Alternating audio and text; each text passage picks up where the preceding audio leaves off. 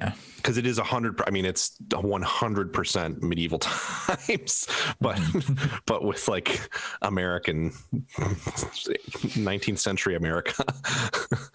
Okay. To the extent that you could even just like, they could just do medieval times in the building too if they wanted to.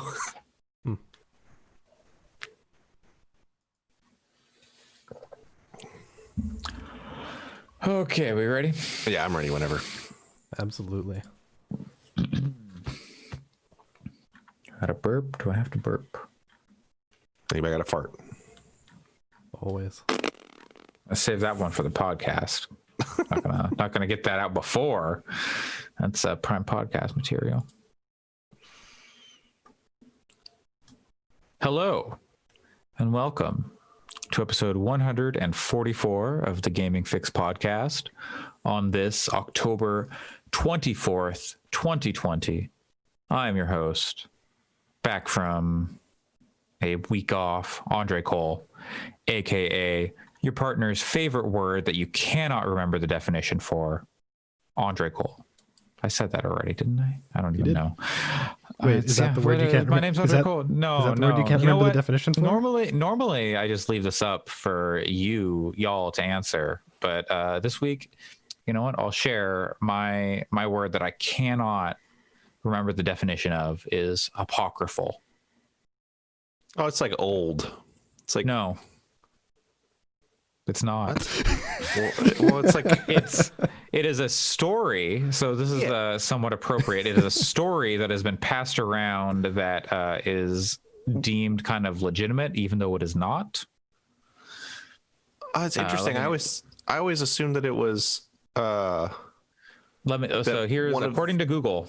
I'm looking. Let's see, of a story or statement of doubtful authenticity, although widely circulated as being true. I knew that part, but I was also thinking it was old. I thought the key part there was that it was like an old story. But I mean, not, like, apparently. I think part of that is like apocryphal things are kind of old by nature. I think it's because of the association with the Bible, because people always talk about the Bible as apocryphal. Yeah. I came across it in a horror film class where I can't remember what book or what movie we were talking about. Wait, but a horror film class? Oh, yeah, I took a horror film class too. Yeah. It was great. It was we watched horror films. At community college. We talked about okay, this is the voice of Pat Cotter and Alex with me today. What are we watching, like classic horror movies or? No, we watched all sorts of stuff. We watched like Dracula. We watched let's see what else. We watched Cabin in the Woods. We watched Dr. Acula. Yes.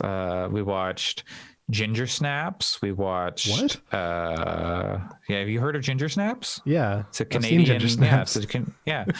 My teacher said it is one of the best horror movies ever made. I don't know if I agree with her, but she's one of the best teachers I had in university. It's good though. I had we watched. If you've not seen Ginger Snaps, you should watch Ginger Snaps. It's a good movie. It's a good movie this Halloween season. It's a great movie about the horrors of puberty. Yeah. We watched let me think. We watched Rosemary's Baby, which I would not subject college kids to now as an adult, but hey, it is a classic. It's a fucked up movie, but it's a classic. We watched Invasion of the Body Snatchers, the 70s version. Mine was a horror and science fiction literature class, but it leaned horror. We watched Candyman. That's a great movie.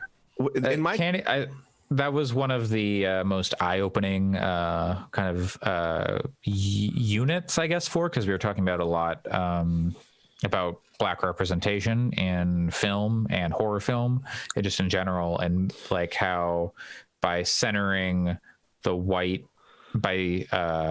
basically you need to put Black people more at the center and not just have them be the villains or not just be the good people. You need to have them in all experiences, and also you need to make whiteness not like the central normal spot in the story, and making whiteness strange, and so make it so it's not the default in the story, to really kind of broach all the preconceived notions that we have about storytelling. And that is like that unit in particular really changed the way I think about a lot of media. Yeah, my fair. class was specifically a literature class, but we watched a lot of movies, and it was like as much film. But I don't want to I don't want to allude to where I took the class or who the teacher was. We almost aggressively did not talk about race and ethnicity and culture in horror. So I'm not sure that professor was particularly well equipped to deal with the subject. I will gladly shout out my professor, Kate Sullivan at Lane Community College, was an awesome teacher. And Sounds like I it. hope she's doing well. And I learned so much from her classes, and they really had an impact for the better on me. And My professor film classes are great. never did or said anything racist that I remember, but also was basically like a character from a Lovecraft story in real life. Not in that they were racist. They were like half gorilla, half man, No, but they were just weird, and they had a very half fish, full half way man. of speaking. They were like really into Southern Gothic. Okay. So I only ever took one film literature class, and it was called Cinema in Hitler's Germany. oh, good. was- Okay. Yeah. It was really interesting because it went all the way sure back it to like, was. the Weimar Republic, and like we watched stuff like Metropolis and M and like really old classic German movies, and Metropolis is a great movie. Yeah, and how it influenced like kind of German mentalities. So I took like as much as I could. I did an English minor in college, and as much as I could, I took film classes. And so I took like maybe more than half of my English classes were film classes. I took gender on film, and one of like the sections we watched parts of, I think we compared and contrasted Tomb Raider with X-Men Origins Wolverine. what? And it was like the way that Angelina Jolie was framed in like the intro to the Tomb Raider movie, with the way Hugh Jackman was portrayed with in X-Men, and like how they're both versions of the male gaze. That's an interesting comparison for sure. Yeah, it was very, very funny that I was like, I'm taking a university film class and we're watching like the climax of X-Men Origins Wolverine, which is just an abysmally terrible scene with like the shitty Deadpool. And yeah, but it's like, but in this scene, look how they're filming Hugh Jackman and making him look so ripped and cool. And that's supposed to be like a form of male fantasy. It was really something. If I was setting up a college level film literature class, it would all just be about Terminator 2. I watched Terminator 1 in a film class in college, blockbusters. We watched Jaws, Star Wars, Terminator 1. E.T., I like Terminator 1 more than Terminator 2. Oh, I think Terminator 2 is a perfect film. They both have merits. It's good. I think I like Terminator 2 more.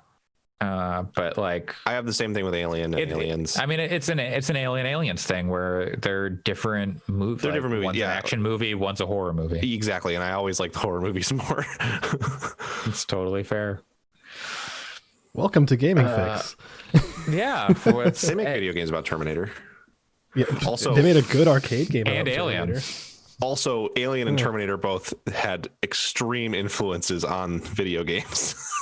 Oh, movies in general have extreme But those impacted games, and especially the games we're going to talk about today. especially Terminator, though. Terminator is probably one of the most impactful movies on games that maybe exists, because a lot of video game stuff a lot of video games take a lot from Terminator. Like, I don't think Duke Nukem would even exist without Terminator. Oh, I don't think Duke Nukem would exist without Army of Darkness. Sure, yeah. I mean, there's plenty of more influences on Duke Nukem, but I mean, the character is basically like a rude version of the Terminator. When did the first Duke Nukem game come out? Oh, the first Duke I don't Nukem game even did know. not have that attitude, 1991. though. Okay. No, but I'm just thinking like when did 1991, so that would be after the first Terminator. Have y'all movie. ever played Duke Nukem 1 and 2? Because they're actually No. really interesting. The only Duke Nukem game I've played is Duke Nukem Forever, and it is one of the few games in that time period that I never finished, even though despite owning it. It's bad. Yeah, 3D it's was so bad. fine, but 1 and 2 were really interesting. They were side scrollers. Yeah, I've played them a bit. I didn't particularly like them, but yeah, they're kind of like they're kind of Earthworm Jimmy. I mean, fuck the guy, Earthworm but Jimmy. kind of. I mean, not exactly, but Earthworm just- Jimmy Raynor. now we're Oh talking. man, can you imagine Jimmy Raynor in that armor, but he's just Earthworm Jim inside? Isn't Earthworm Jim in like some power armor at some he point? is. That's I mean, why I'm just kind yeah. it's easy to picture. Yeah, Just Earthworm Jim and Kerrigan rolling around Yeah. the universe. Populating planets with their cosmic sex. StarCraft 2 ended very stupid. Anyways, I wish I had played it. Oh well. Yeah, video games. Yeah, video games. Speaking of the end of video games, Alex, you finished a video game. I did. Well, I finished half a video game. Yeah, I got to the end of the questions arc of Umineko. And wait, let me pull up Steam. My final count on that was, 68 hours. Jesus. Oh my! Didn't you say it was shorter than the? Didn't you say it was like 40? Am I imagining that? I might have So said that many. and assumed it was that much, but no. But I was how sad much because it of was that 68 was, and not like, 69. How much of that was you like diligently playing, and how much of that was like, oh, I gotta like go poop? There is entirely possible, or it is entirely possible that I just left it idling for like at least half an hour or so, Yeah, like while doing other things. I often think like, oh, I must have left this game running for a while at some point. But when you actually look at, like, I've compared save times to Steam times, it's not as long as you think it is. I was one time I was like, oh, I've left this game running for 3 hours, and Yeah. I looked and I actually had only left it running for about 20 minutes. So Yeah. Yeah, I bet but, that's a pretty accurate count. Yeah, I would say like if anything, it's maybe like 1 hour over at the most over that 60 something Yeah. hour playtime. But also playtime is kind of the wrong way to put it because it is basically a book. Like, Yeah, it is a visual novel, but it is the classic visual novel in the sense that you are reading. Like you are not making choices. You are not playing mini games. You are not doing anything like that. You are purely experiencing a story told with words and voice acting and animations and music. So it's basically a souped up actual novel. Right. And the story it's telling is buck wild.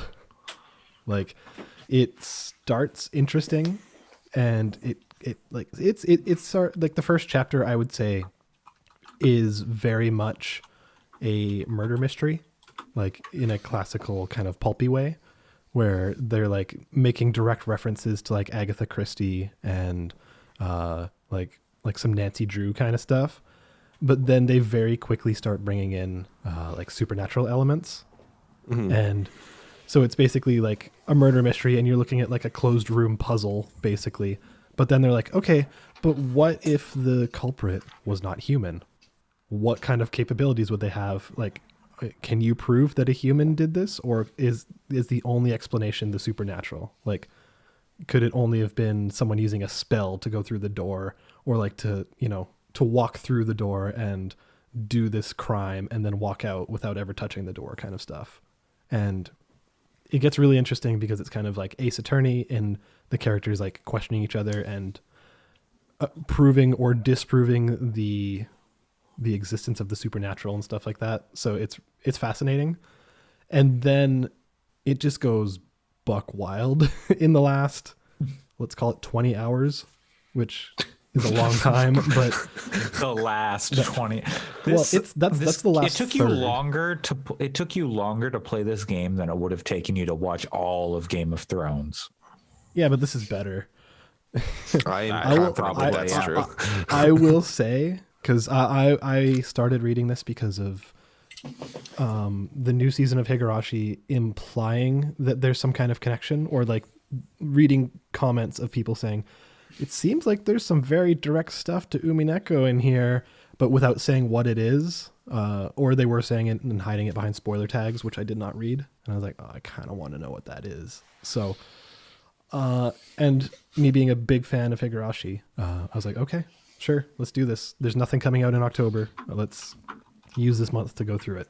And I will say without much exaggeration that this might be one of my favorite pieces of fiction that I've experienced, and I've not made it to the answer arc completely. Like, it's just extremely creative, extremely well written. The combination of music and art and everything is really, really, really effective. And yeah, I have pretty much no complaints about any part of it. I think parts of it are just absolutely genius. So like, yeah,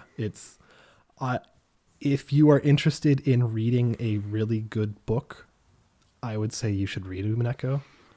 If you're looking for a game, you could probably pass because it's not a game, but like it's just extremely good. And I want to talk about why, but I can't without spoiling like big parts of it. I think though what frustrates me is I really wish that I could read it as a book and that I didn't have to sit at the computer to read it. I think there is a manga version of it. Oh, that's interesting. I might look into that then. Does it cover, because like a lot of things with like the anime, like Steins Gate or these other anime or things that are also visual novels tend to run into is the visual novel just goes so much deeper into these things. And I feel like that's what makes it so appealing, is that it goes so much deeper into this stuff. Do you know if the manga is the exact same content, or? I am looking right now at the list of chapters of the manga, and they all have the same titles as the chapters of what I'm going through, or the episodes of what I'm going through. I don't know. And there's no like flowchart stuff. It's just you're experiencing a story. There is some flowchart stuff, but okay. Like, and it's not necessarily like timeline flowchart. It's like relations of characters, who's alive, who's in rooms with other characters, kind of stuff. Also, there's a lot of chapters of this manga. Not a lot, I shouldn't say that. Compared to something like One Piece, it's nothing. But I'm 860 chapters into One Piece. Yeah, no, I know. But what I mean, there's like, there's like 50 or more volumes of this. That's a lot of volumes, because like volume is like, yeah, it's on Apple 5 Books, chapters, 6 chapters. Yeah, interesting. Maybe I won't have you split. Maybe I'll give the manga a perusal. Yeah, I've heard the anime is bad because they just tried to cram way too much into like one season, and the pacing is all over the place. I'll tell you, it's just not good. If you don't want to, if you're like, I wonder what connections might exist between Higurashi and Umineko, you might not want to look at the manga. Oh no, never mind. I see. Now I'm seeing what's going on here. It's not that there's that many chapters of Umineko. There are. I'm looking at the combination of Umineko and Higurashi manga. So. Oh, okay. Yeah, that's probably a lot. Yes. The connections that I've run into. There's 20 Umineko volumes on Apple Books. That seems more reasonable, because there's 8 episodes in this, and each episode is probably about 14 to 20 hours. There's in terms of actual reading. There's 8 episodes of the manga too, and each one is 3 volumes long. So. And it takes you about 5 minutes to read a chapter of a manga. So. I would say the experience of reading Umineko is 100% worth it. Like, even though it's such a huge time investment, the story is very, very, very good. Yeah, I think the reason that I say what I do about it is I know that if I'm sitting at my computer, I'm not going to have the... Like, if I'm sitting at my computer, then I'm going to be like, oh, I want to be playing a game, you know? So I know that I would probably bounce off of it. Not that I'm saying it's anything wrong with it, but I would struggle with like sitting and just reading it. But if I could lay in bed, like if I could read, for an hour or so before bed, then I could see getting through some of it. Yeah. And the nice thing is that it breaks like each episode you can almost consider like its own book if you want to think of it that way, and like it's a series of books, so you're reading book 1, book 2, book 3, etc. And it does have what you could consider chapters, so like it has natural breakpoints where it'll basically bring up the logo in the corner being like, oh, this is like kind of well, it's a cliffhanger, or it's like it just did a big info dump and now there's like this little mystery that you're left wanting to learn about, but it leaves for natural breakpoints where you can be like, okay, 30 minutes in, I hit a chapter break, I can hit save and walk away and do something else. So it's been really good for that. It's not just like contiguous forever. It does have some natural flow to it. Yeah. So what are we looking at as like story content, or is it like murder mystery? Is it like, Oh boy. like what kind of story, or like broad strokes, what kind of story are we looking at here? So think it really does draw direct inspiration from stuff like Agatha Christie, like that kind of classical, not classical, but like idiosyncratic murder mystery novel kind of thing, where it's fully aware of all of those tropes, and it pretty successfully subverts a lot of them. So it's that kind of mystery, but it's also very much a horror. And like, rather than it being like kind of passive, it's all of these characters that you're getting to know. Like there's 18 main characters basically, and that cast does grow. 18 characters, and you're getting to know them extremely well, and they're put into pretty just awful scenarios, which are very psychological horror, like in a pretty messed up way sometimes. And then so it's mostly mystery, I would say, and then mystery coached in pretty intense horror. So if that's appealing to you, go for it. But also sci-fi, fantasy in some ways. Like, yeah, it's interesting. Yeah, I don't want to, for people who might be interested in checking out Higurashi because of our conversations that we've had, it's definitely very interesting and very much like, I wouldn't say by the time I finished it, I was like, well, they didn't actually address the stuff that I wanted to know about. But it didn't feel unsatisfying because it almost felt like I wasn't super thrilled with some of the answers that they did provide. And that's a taste thing more than that's not really an objective critical statement. But I like the characters so much that I was kind of like, I was still on board. I still enjoyed it. And I wonder if maybe it's better that I don't have the answers to the other questions that I had. But I think the premise of Umineko is almost more interesting to me than the premise of Higurashi. And since I came to really enjoy Higurashi for the characters and writing, I'm sure that it would be interesting to experience the story of Umineko. I'm looking too, and for anyone else asking the same question that I am, it's a bad idea to ask visual novel fans if you should read the manga or play the game, because the response is always like, well, if you want the whole story, you have to play the game. Yeah, there is a bit of elitism there.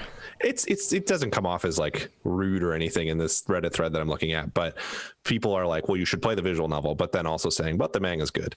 And the manga is like, it looks like I'm seeing some stuff like there's a My Anime List post saying that the manga is one of the most faithful adaptations of a visual novel. So cool. That's awesome. Yeah, so I'm gonna check that out. That just blows me away, because in my, like, there are things you can do with a visual novel, like with the Steins Gate stuff, where it's got multiple timelines, multiple stories, and like flowcharts and stuff. You can like tell a succinct story, but then you can do that in a manga, but then use a visual novel to explore more stuff. But you could also just take like a linear story, like say a Danganronpa, which is a very linear story, which has like some minor like, oh, I spent time with this person in the middle, but then just make that a manga and it tells the exact same story minus like the shitty mini games in the middle. Yeah. But it's just so interesting to me that the like why one or the other gets more love, or like, I don't know. Visual novels are a weird,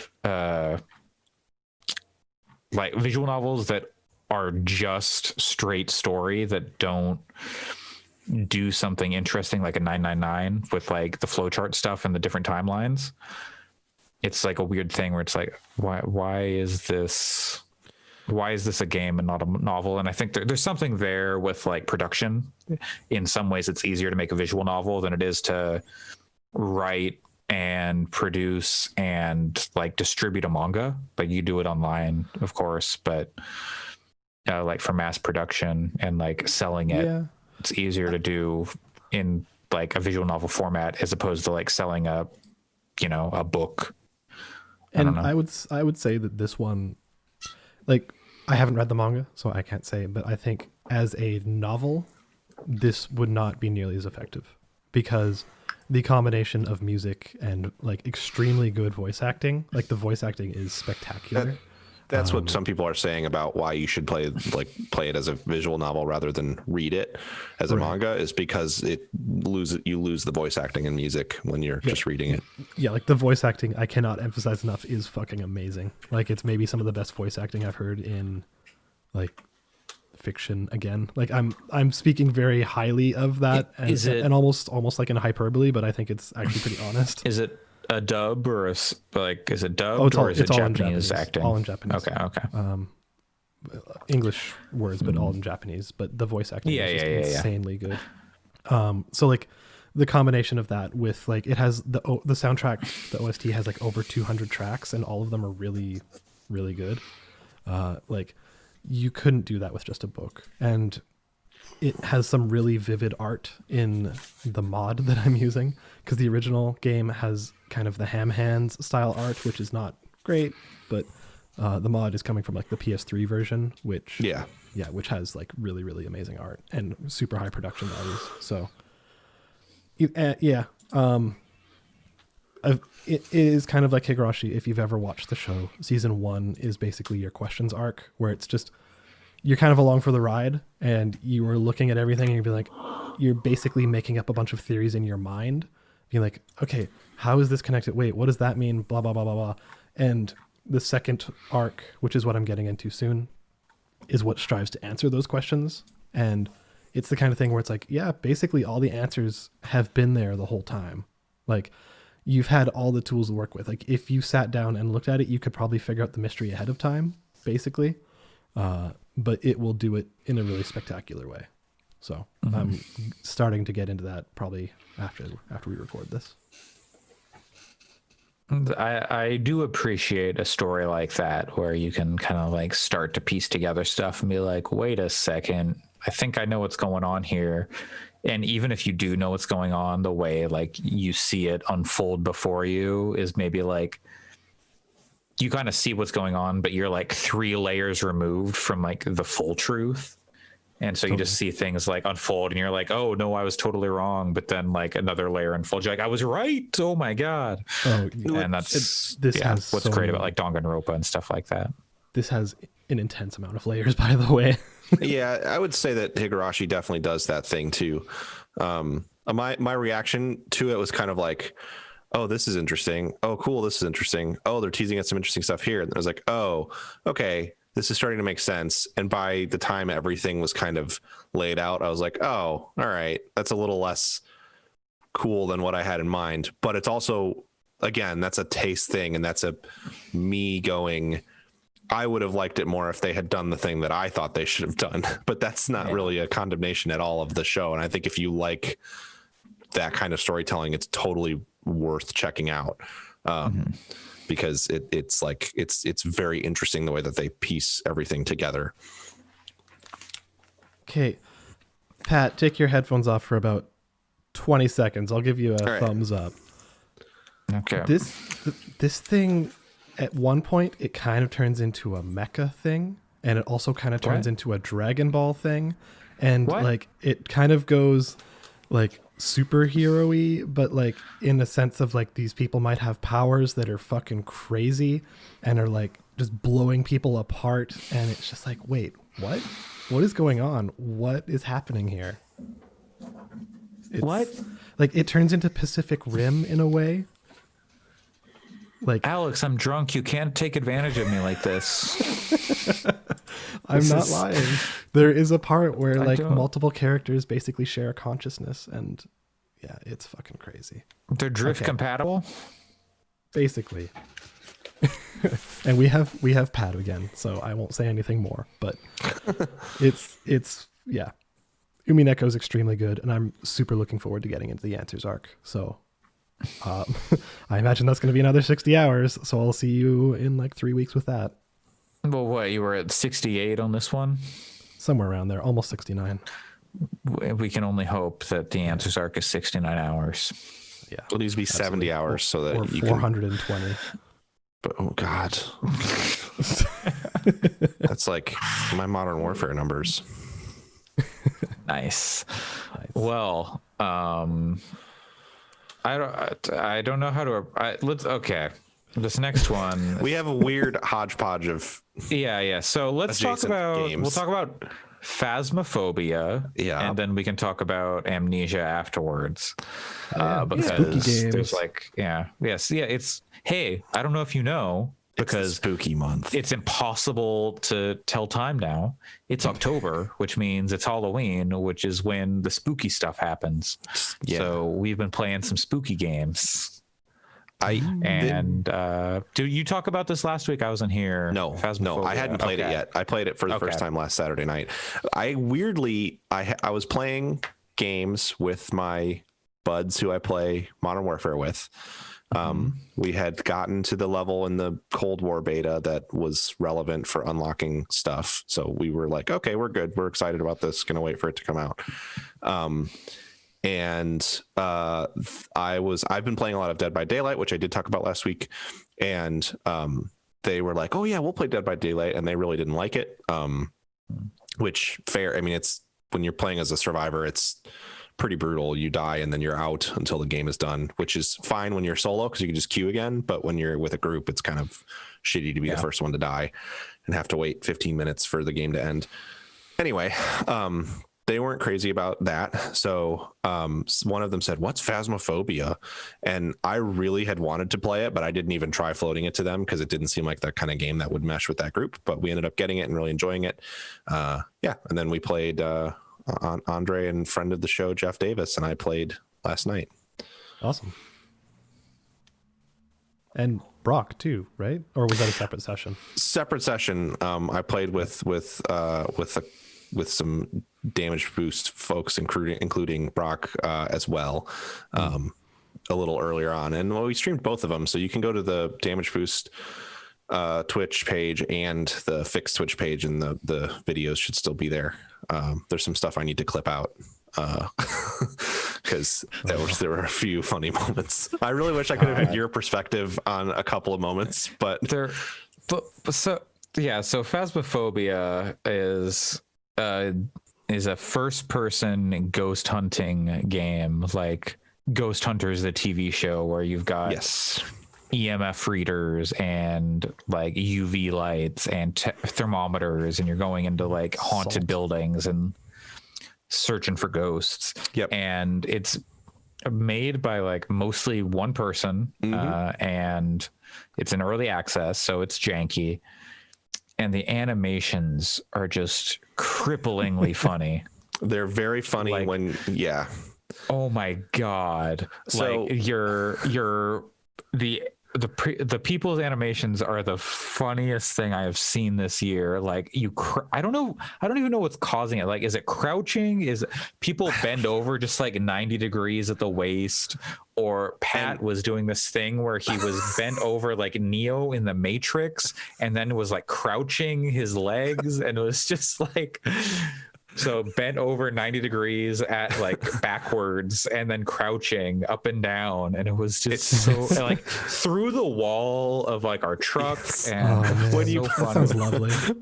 when you play the game, for when you're actually playing the part where you're like doing the ghost hunting, it's the animations are still janky, but they're not, you don't notice them as being funny as much. But Yeah. certainly if you stop and just do what you can, because all of the movement is very, very slow too, including so slow. even like looking around is pretty swimmy and slow, but it's all for a purpose. And so to kind of get back, like it's a ghost hunting game, and the general structure is you pick a mission to do. So for right now there are 4 different kinds of maps. There's like a ranch house, a farmhouse, you have a suburban home, you have a school, and then there's like a asylum. And I haven't done the asylum There's map. There's a few layouts of like the suburban Yes. and the ranch house. Yep. I don't know about the school. The school I think is the same all the time. But yeah, so you're picking a mission, and then you are collecting your equipment beforehand, like what you think you might need to bring. And it's a fairly large list of gear. Like there's the obvious stuff that Andre mentioned, but then there's also like smudge sticks and candles and glow sticks that you can bring, and all kinds of different like little odds and Motion ends. sensors. You can have a Sound rave. sensors. Yeah, you could absolutely have a rave. The ghosts will make the lights flicker and stuff. It's perfect. So then you kind of like you set your gear up, and then you go into the mission, and you're given a set of objectives. The one that is always constant is trying to figure out what kind of ghost it is. There are like And get a picture. Is the that part of it, picture- or sometimes it's just the picture- extra? Yeah, pictures of supernatural stuff is always worth money. Sometimes you do get an objective to take specific pictures, but if you don't have the objective, you can still take pictures to make money. If you have the objective, you get the money for the picture and the money for completing an objective, and you're using that money to buy new gear. But anyway, you're given the name of a ghost, and you're told whether it reacts to groups or people that are by themselves. And from there, you're kind of the phases sort of are, you're walking around the spooky space trying to figure out what room the ghost is in. And then you're setting up your equipment to try to gather evidence to determine what kind of ghost it is based on what sort of things it responds to. That's how you figure out what kind of ghost it is. And then you're Does it usually trying- write in the ghost book? Does Yeah. it leave fingerprints? Is there it cold? Yeah, right. Does it respond on the spirit box, which is like a little radio when you ask it questions? And then from there, you're Does kind it of have- like, does it have the rule of 9s? no. I don't know if anyone in this Not this yet. room will get Yeah, it. not yet. We'll see. It's very early access, so I'm hoping they add a lot of cool stuff. Blessed be. But so then you're kind of like you're recording this data, and then trying to antagonize it to get it to show up so you can snap photos of it and stuff. And at the end of the day, it's a fairly repetitive, simple loop. You're kind of doing the same stuff every mission, and the maps start to get a little repetitive as well, but it kind of randomizes the ghost appearance and type when you load into a map, so it's not the same thing every time. There's a limited number of appearances that it could be, but there still are like, I think I've seen like 10 different visual styles of ghost at this point, and I've only seen it repeat a couple of times. And the second ghost we ran into when you were playing with Jeff and I, after you had been playing this game already for a while, you were like, "What did you see?" Yeah, You were just like, I was like, I just saw like this black thing and it had a tentacle arm, I think. And you're like, So- excuse me? yeah. So for clarity, the voice chat that you're talking about is all in game. It's all proximity Yes. based. So- it's like it encourages you not to use things like Discord, right? Yeah, in fact, it's because it's janky right now. It will not work if you have Discord open. That's a good way to That's. I don't think it's on purpose though. That's the case. I believe that's a bug. But part of it is like you're supposed to use the in-game chat to interact with the ghost and like provoke it. to get it to do stuff, or it interact with like the talk box or the spirit box? Yeah. And so what they've done with the voice chat is kind of core to the experience, because you have a proximity voice chat where you can just talk and people around you hear you. You can set on push to talk. I like to leave it off for that. And then you have a radio where you can push to talk, and you have to push to talk for that, where you're talking over the radio to everyone. And the radio is very staticky. Sometimes it's hard to understand what people are saying through the radio. Not like super hard, but and then you're getting like the like kind of echo in different spaces, and they do a really good job with the proximity voice chat, where it'll be like, you know, the house is totally quiet. There's this ominous like hum all the time. But I'll be in like the living room of a house trying to scan for temperatures, going like, Ruth Miller, are you here? Ruth Miller, can you hear me? And then you can just hear someone like in another part of the house. You can hear Andre going like, Ruth Miller, or go for phone, Ruth Miller. Because it's like muffled going through the house, and it's very cool. And it gives you as someone who used to be a fairly active believer in this stuff, who has grown more skeptical over time, it's very much what it's like when you do this in real life. Like, I have tried to do this with people before, and it has the same feel of like, wow, I feel kind of ridiculous right now. But the difference here is that it's a video game, so it's safe, and it's stuff happens. You know that stuff's going to happen. Yeah. It sounds like with that stuff in mind, it sounds like it actually has a real sense of place. Like it is occurring in a real environment kind of thing, which is very cool. Yeah, it definitely grounds that. And that's where some of the like slow movement, even though it's very slow, fits. In real life, feels very silly when you're like, I just saw a ghost with a big axe or like a big like cleaver, and I'm just gonna slowly walk out of this house. It's very yes, that stuff is a little silly, because I think they're trying to find a balance so that you can't just, if you could just sprint through the house, it wouldn't work. So the audacity to call the shift button the sprint button. Yes, when it gives you like a 0.2%, is like a 10% speed boost. And you just always hold it down because there's no stamina system or anything. And it moves very slow. But so much of that game is spent standing around in small spaces trying to like answer things, that the fact that you move slowly mostly comes into play when you're trying to escape a ghost, because one thing to note is every ghost can kill you. And will try eventually if you stay long enough. There are no friendly ghosts. No. No Casper yet. And so that's kind of like, eventually the ghosts will start hunting people, and then you kind of need to get out of the house because it will lock the door on you and then start killing people. And if there's not somebody outside, you either have to survive the hunt, like you have to wait it out and survive, or somebody outside has to unlock the door for you to get you out. The ghost traps you in this terrible flesh prison. Yeah, when you die, it's really unsettling because it's like hands go around the edges of the screen. I died twice in my experience, and boy, is it's not pleasant to die. Because have either of you played it in VR? No, I don't think I want to do that. I don't think it would be very fun. Yeah, I don't think it would make it more fun. It would just make it more stressful.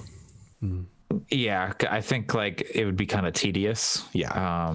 Because there's like enough like weird kind of quirks to it, to the way it works, where like you have to bend over a lot, and like, and I don't even know if it would work with like the controllers. So if you have to be at your like desk and like doing keyboard and stuff, it works with controllers. I've seen some people streaming with it.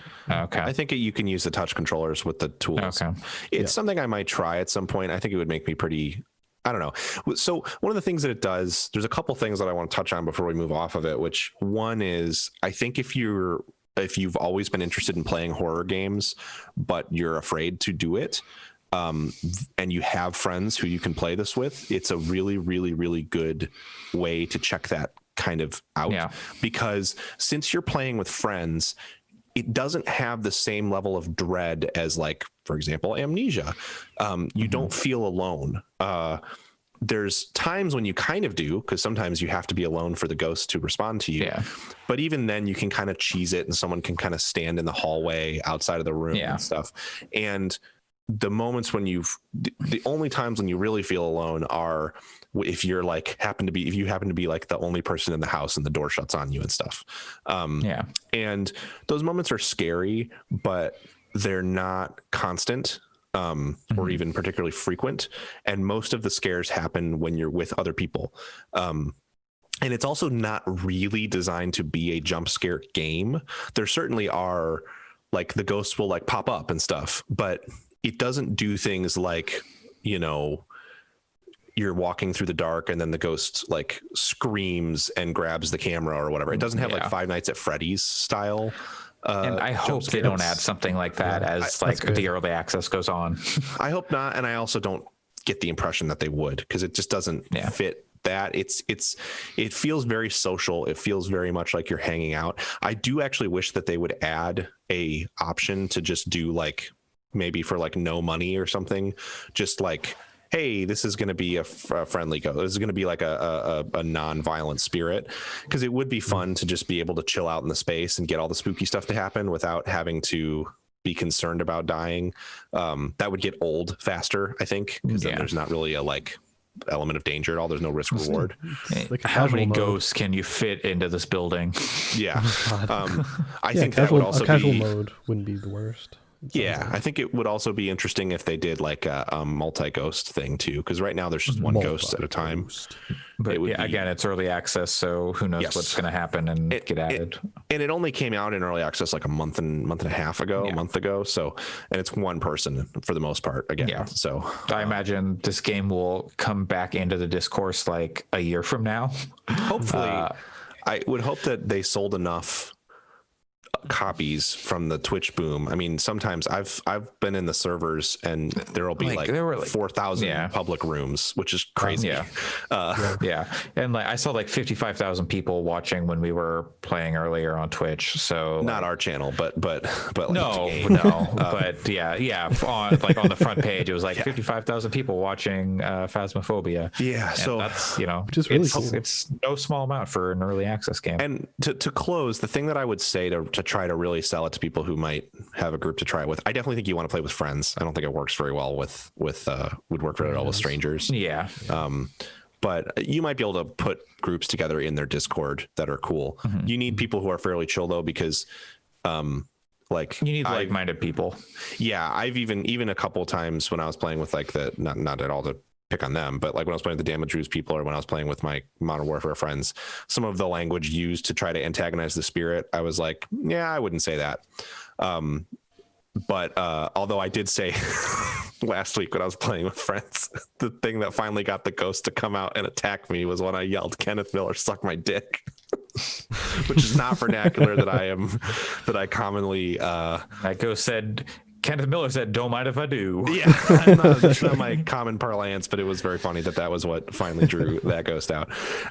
Anyway, you definitely want like-minded people because it can go kind of bad, and also you could fuck with each other really bad, using the voice chat and using mechanics. Or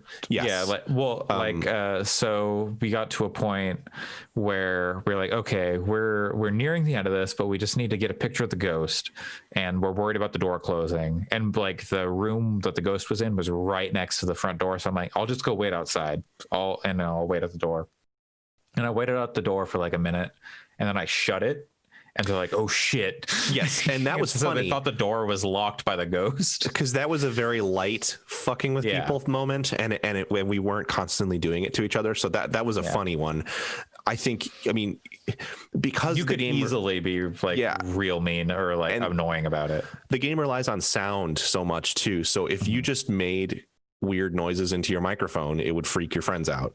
And so like, and sometimes I did that by mistake, because sometimes when I'm like scared, I make a weird noise, and so you do have to have people. I even saw some people saying that like their friends would learn how to hack it and then spawn like 10 ghosts and stuff, and that's God. would be a horribly bad time.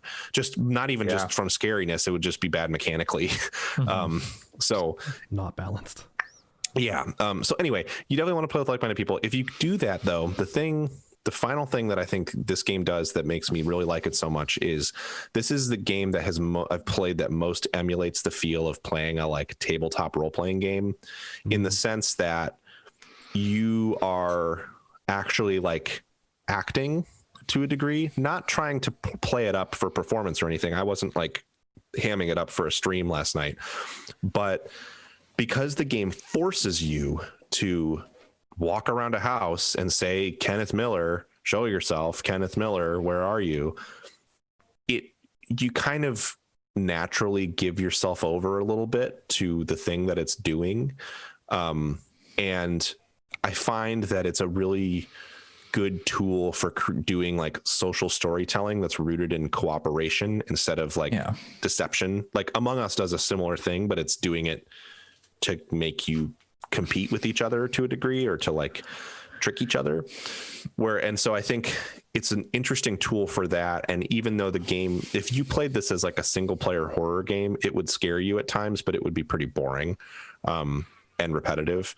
It's not like the game mechanically is super deep, but when you put people together in it, I mean, I played it last night for almost like over 4 hours and had a really good time the whole time. I would have continued to play after we did. Like it was pretty late in Jeff's time when we stopped.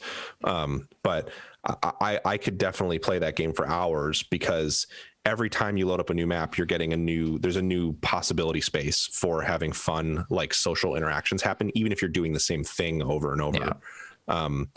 So yeah, it's highly, highly, highly recommended, I think, if you can get the right experience. As a like mechanically as a game, it's like pretty thin, like we talked about. Like there's interesting interactions there, but because it's multiplayer, and if you find the right group to play with, the most fun about that was the stories and like the personalities we assigned to the ghosts. Like was it Susan Moore, who was the teacher who like in the school, where we went into the classroom and there's just all these disparate textbooks, like there's physics and Russian and geography and math, and we're just like, well, now we know why Susan Moore is so pissed and haunting this place. She had to teach all these like different subjects at this high school, in this one classroom or whatever. And or like John Davis, whereas like, oh my god, it's John Davis, the creator of Garfield, forgetting that Jim Davis is the actual name. So now I'm just like, the entire time I'm just like, oh, John Davis couldn't even write Garfield if he wanted to. He's such a shitty ghost, trying to antagonize the ghost. And like that stuff was where the real like joy of playing Phasmophobia came from. It sounds like pure distilled emergent gameplay. Yeah, very much. Even though the mechanics are not as sandboxy as what you would expect for that, but it does do that. And I think it does it pretty well. And I have now had multiple times, and it doesn't get old, or at least in the few times I've had it happen, when you're outside in the van watching the cameras, trying to see ghost orbs, or trying to see just trying to like provide a view of what's going on. And suddenly you're talking to people, and then you hear them go, oh God. And then they cut out, and you're like jamming the radio key, like, hello. And then you look outside the van and you notice the front door is closed, and you're like, oh shit. and then you run to the front door and open the front door, and you find Andre's dead body at the threshold. Jeff always taking pictures of people's dead body. We got one of Pat floating off the ground, bent 90 degrees of the torso, head sticking through the door as we were running out of a house. I got like, there's no there's no like collision. So we were running out of a house, and I was like inside of Pat. Yeah. And this just added to the nightmare, where I was just seeing the eyeballs and like the teeth from behind with no other textures. Like, oh God. Perfect. I love it. Yeah. So do you know if real something? Do you know if the developer has any kind of roadmap for stuff that they're going to add, or is it just kind of just So- is what it is for now, and then it'll get updates randomly. I think they are a little overwhelmed at the response that the game kind of got, which is understandable. If you look at the Steam page, the last news update was from a month ago, but there has been continued work on it. They've pushed a couple of updates. And if you do get it, you should really get on the beta branch of the game. That's got a lot of fixes for audio problems and stuff. Cool. So the updates, I wouldn't say they've been super frequent, but there's been like at least one this past week, which is for a single team is good, or a single person team. And I don't think they have a roadmap laid out or anything, but I wonder if that might be something they're working on now that it has such a huge response. Mm-hmm. Cool. Yeah, it's a cool thing, and if you have people to play with, you should definitely check it out. Yeah, it looks like right now too there are 7 maps, so I think there's probably 3 suburban houses, an asylum, 2 ranch houses, and a school. Yeah, so the only one we didn't play yesterday was the asylum. That's the only one I haven't seen. But all right, well, not quite an asylum, but just as spooky, if not more so. You've been exploring an old castle. Yeah. So I descending into one, if you will. Yes. I didn't realize that the new Amnesia was out this month until about a week and a half, 2 weeks ago. And I didn't realize there was going to be a new Amnesia until this month. I had heard about it, and I had been kind of looking at trailers here and there and was interested, but I thought it was much further off. And initially I was just going to play it. Patrick Klepek of Waypoint was saying that you can just jump into it. But then I saw some forum chatter that was like, well, it does have connections and you really should know what happened in the first 2 games. And I had never finished The Dark Descent, and I've never played Machine for Pigs, which I know people have mixed feelings on. I'm still going to try it or play through it because I know it's short. And the things people complain about actually sound interesting to me. So I'd like to see it. Anyway, but when Dark Descent came out, I was very much in a place of, I like horror literature and I like some horror films, but I wasn't the kind of person that would sit down by myself to watch a horror movie. And I was not the kind of person that would play horror games. I had tried to play like Silent Hill and it scared the shit out of me to the extent that I just had to put it down. So Dark Descent seemed really interesting to me because it was an interesting kind of more socially progressive look at some of the eldritchy horror stuff that I really like from literature. And I always wanted to play it. And then eventually my then friend and I decided we both wanted to play it. So we put our 2 desktop computers on a kitchen table when we were in college. Like he came over to my apartment and we set up across from each other so we couldn't see each other's screens, but we were like in the same room. And I drank like a third of a bottle of whiskey and was like, all right, we're going to play this game. And I got through about half of it, but it's like it's an 8 to 10 hour game. So, and I wasn't using a guide back then. So, after about 4 hours, we were both like drunk and tired basically. And then we didn't play the rest of that game that way. I never went back to it. So I wanted to see the story and I grabbed a guide and have been playing through it. And I'm over halfway through it. I think I'll finish it today. Because I'm using a guide, it cuts the time down extensively because most of the time spent in that game is wandering around looking for stuff. And using a guide, it'll say like, go in the room on your right, pick these things up, go in the room on your left, pick these things up, turn right. There's an enemy here. Be careful. And it definitely, I think, makes the scares less impactful, but I'm still really enjoying the level design, the character design, the storytelling. I think that game was way ahead of its time in a lot of ways. And it's been pretty clear to see why it had the impact that it had, because it's really, really well made.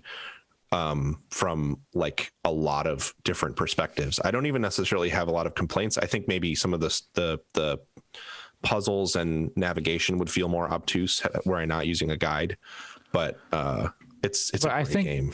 I think that's part of the appeal and what made it so terrifying is because you didn't know what to do, and you know, you're fumbling your way through this thing and you're like, oh God, where am I going? What am I looking for?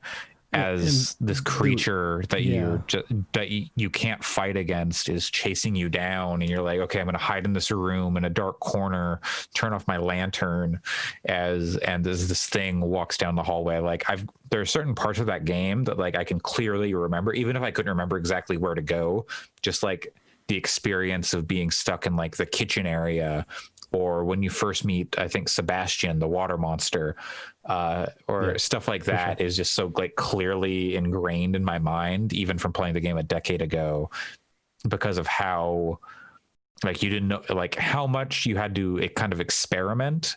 And part of that was to the game's detriment, because like you would have to play certain parts over again because like you died because you fucked up because you didn't know what to do, which always is a horror, like I have an issue with horror games where if you don't know what to do and you have to like replay a thing, it suddenly loses a lot of impact. But that was like playing with a guide, I think takes away, and you know, play games however you want, but it takes away some of that tension. Yes. And why the game felt so scary. Yeah, very much so. Yeah, because you are experimenting, you're trying to figure out these puzzles, which a lot of the time they were obtuse, I would say. And like there's just that looming threat.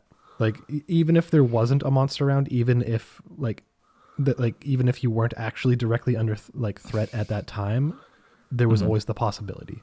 And that's what made it so tense. Like I also finished it 10 years ago. I have the same style of memories. It's like Alien Isolation kind of did a really good continuation of that idea. And like games like Outlast and stuff like that. Yeah, totally. I picked up Alien Isolation in a Steam sale. I want to play that without a guide because I love Alien so much. So I think that'll be fun at some point. I can't play that game because it's scary.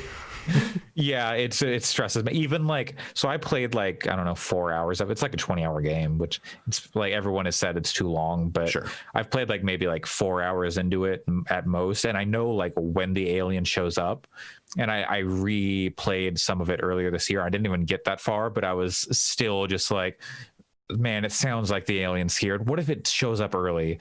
So it does the atmosphere incredibly well. Yeah, which is awesome. I think the thing with Amnesia that I will say has, for the most part, I think it's aged very well. And again, even playing with a guide, it's easy to see the parts of it that would be super, super tense.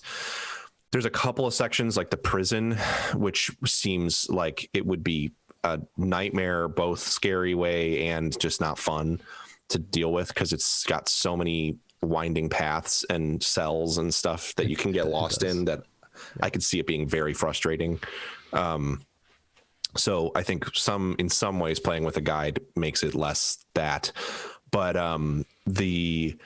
the thing that has perhaps not aged particularly well is even without a guide, you can kind of piece together when you're going to be like safe at this point, just because game design has moved to you can kind of pick apart some of its mechanical stuff. Like early on, I was attacked at one point and I was like just going to let the thing kill me. It was like one of the first enemy encounters too.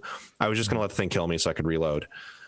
And then it's just stood there. Like it hit me once and then it just kind of stood there because it gives you a good long window to try to get away. It wasn't like broken. It just was giving me like multiple seconds before it was going to attack me again.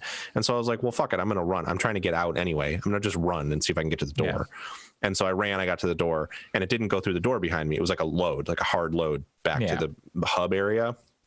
And then I was like, oh, well, they can't chase you between areas. Yeah. So that means if I go into an area and a lot of the puzzle solving places are sort of smaller areas where there's just like kind of junk laying around that you have to use to solve physics puzzles. So I was like, well, if I look around and there's no enemies, I know I'm probably safe until I solve the puzzle at least. And that sort of takes, even without a guide, that sort of takes off, because the guide doesn't say like when you're safe. It will tell you, hey, there's a monster there, but it doesn't tell you when you're safe, and it doesn't always tell you where there's monsters either. So I think that to an extent was like, I don't know. It's that's the only part of it that maybe hasn't aged incredibly well, but it's been a very minimal, had a very minimal impact on the experience. Overall, it's been really good, and the story in that game is really interesting. That's what I was not expecting. It's fairly thin. It's not like it's very complex, but it's interesting. Barely remember it, honestly. It's just kind of about this character and how they found this artifact in the desert and how it's been like haunting them. And now there's this guy in this castle that can like help them solve the mystery of it. So it's pretty simple, like kind of gothic-y horror stuff. It's not super complex, but it's very fun to see where it goes. And the characters are interesting. So yeah, it's nice to hear that like it still holds up today. I have been playing the new Amnesia, Amnesia Rebirth, which is the second Amnesia game that Frictional made, because A Machine for Pigs was made by the Chinese Room. The Chinese Room. There we go. Makers of Dear Esther. Yeah, and Everybody's Gone to the Rapture, which was more. A Machine for Pigs was more in the style of like Dear Esther or Everybody's Gone to the Rapture, as opposed to style. Yeah, like I haven't played it, so I can't speak. My understanding is, but my understanding is it's not very much, like very few puzzles, if any, and stuff like that. There's a couple, and there's like one enemy encounter, and the enemy encounter is pretty tame. It's not like nearly as scary as the stuff in Dark Descent. Yeah. Whereas Amnesia Rebirth, I'm not super far in. I'm maybe like 2 hours. I'm not sure. The Epic Games Store does not give you an hour count, as far as I know. It does on the library tab. Oh yeah, okay. I've played 1 hour, 43 minutes, 34 seconds. Okay, so I've played almost 2 hours, hour and a half, and up until just before this podcast, I was thinking, okay, maybe this is a bit more like Soma, or and Soma even has like some enemy stuff, but then they were like, okay, we're gonna make it so you can kind of just get rid of that because it's stopping people from like experiencing the story. Like you can have like a scary atmosphere or like spooky atmosphere, but not have like dread and like death as part of it. I played most of Soma. I never got quite around to finishing it, but the enemy stuff in Soma is really good. I think it's better than Dark Descent. Oh yeah. I mean, it's an evolution too, so it makes sense. Yes, but, it just like they kind of came back and went, okay, we're gonna make it so if you choose, you can just take that out because it's limiting people from seeing our story. And I wasn't so sure what the kind of experience of Amnesia Rebirth was, because like I said earlier, I had no idea the game even existed until this month. And for the first like hour or so, hour and a half, hour 15 minutes, it's pretty like straightforward. You're a lot of just like basically going through hallways and with like spooky atmosphere and some like supernatural stuff going on, and your memory is kind of coming back to you because, hey, when the game's called Amnesia, your character probably has amnesia. The bold move, taking one of the most common tropes in storytelling and just making it the name of your thing. So yeah, you're a woman. I cannot remember her name right now. In the desert of Algeria, which is where the artifact, the orb of Amnesia 1 comes from, as Pat reminded me earlier today. and there's a lot of spooky stuff going on with like portals, and you've got a weird bracelet, and you're like going to some like other world through these portals and like in and out. I'm still trying to figure out what's going on. And so one of the things I thought was there was not going to be like a lot of monster interactions or puzzles based on like my first hour. But then the last bit I just played is there have been more monsters and puzzles in the section I have encountered. They have not been as obtuse as the Amnesia Dark Descent puzzles. They're a little more just straightforward. Maybe not super like easy to execute on. Like I had to drag a board around and like position it just so, and that was a little obnoxious just because of the way it controls. But for the like, it wasn't super like impossible. But yeah, I'm very interested to see where this goes because they've been telling good stories. Soma is maybe the best exploration of the themes it explores that I've experienced in media, even without finishing it. Like, I think just the way it approaches things is really good. So I want to see where they go with. For those who don't know, that theme is probably what, AI, I guess. AI and just like human consciousness, like transhumanism to a degree. Yeah, like stuff that like Nier Automata investigates with like personhood, and there's differences there with the way they approach it, but like I think Soma is extraordinarily dark. Whereas Nier's ultimately hopeful.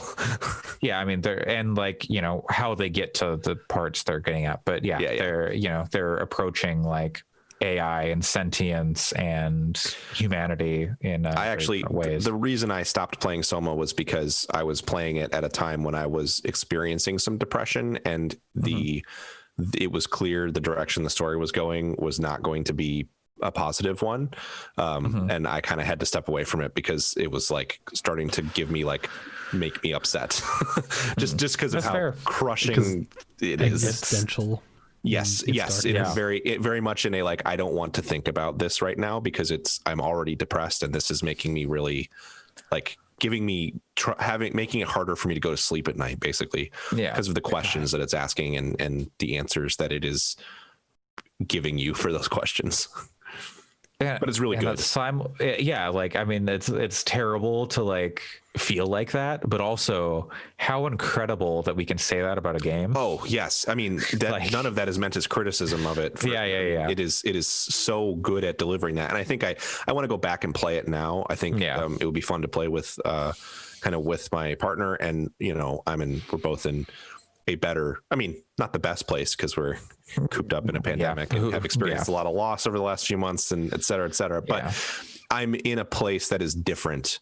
I'm not I have a lot of hope in my heart right now. So I don't think it would be crushing for me to play it the way that it was when it came out. I was in a place of like not feeling like I had much to be excited or happy about.